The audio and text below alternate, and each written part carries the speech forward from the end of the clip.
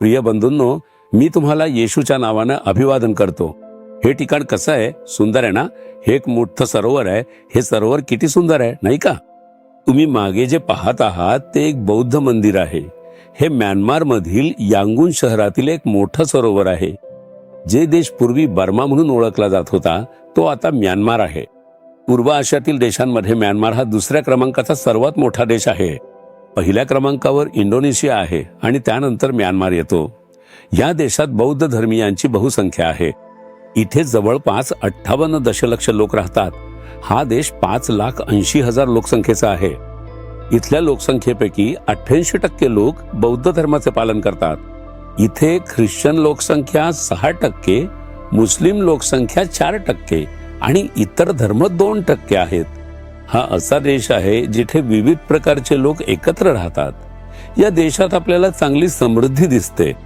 हे बौद्ध मंदिर सुद्धा सोन्याने मडवलेले आहे. लोक इथे सोनं अर्पण म्हणून आणतात.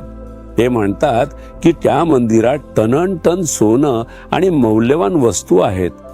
या भूमीतही प्रभूवर प्रेम करणारे बरेच लोक आपल्याला दिसतात. इथे अनेक चर्चेस देखील आहेत. इथे 15,000पेक्षा जास्त बॅप्टिस्ट चर्चेस आहेत.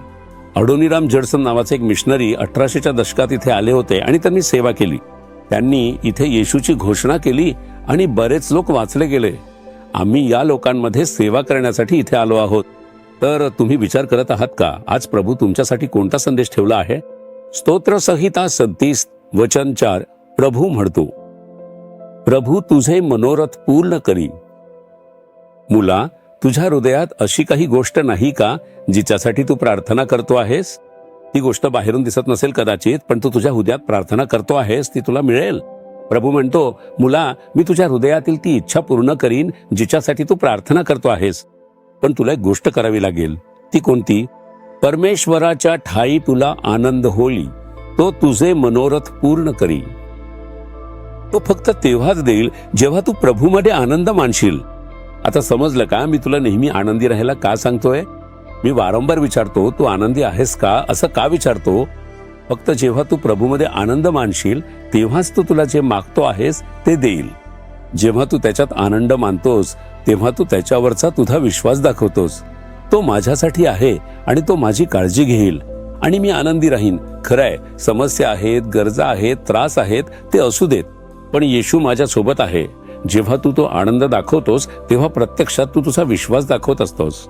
मग येशू तिथे चमत्कार करतो. पण जेव्हा तू दुःखी आणि खिन्न असतोस त्याचा अर्थ काय? याचा अर्थ तू तुझा अविश्वास दाखवत आहेस. प्रभू तुला विचारेल, मी कुठे गेलो आहे? मी तुझ्यासोबत नाही का? मी तुझ्यासाठी चमत्कार करणार नाही का? मग तू दुःखी आणि शोकाकुल का आहेस? तो असं विचारणार नाही का? म्हणूनच प्रभू म्हणतो, मुला मुली, आनंदी राहा, मी तुझी इच्छा पूर्ण करीन. आता तू तुझा आनंद दाखवशील का? हस आणि आनंदाने त्याची स्तुती कर. त्याला सांग, प्रभू मला तुझ्यात आनंद आहे.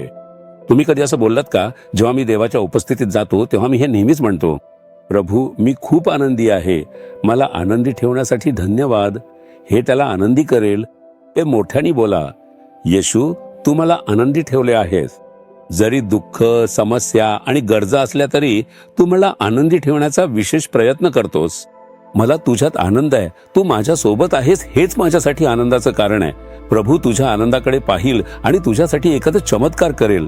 तू असं म्हणशील का? आता प्रभूला सांग, येशू मला तुझ्यात आनंद आहे. मी घाबरणार नाही, शोक करणार नाही किंवा चिंतित होणार नाही, कारण तू माझ्यासोबत आहेस. तू माझ्यासोबत आहेस आणि मला तुझ्यात आनंद आहे. मी तुझ्यात आनंद मानतो. मी जे काही मागितलं आहे ते सर्व तुम्हाला देणार आहेस. आज मी चमत्कार पाहणार आहे. येशूच्या नावाने आमेन, आमेन.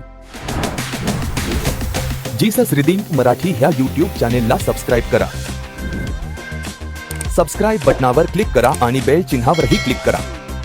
दररोजच्या नवीन कार्यक्रमांची माहिती मिळवा.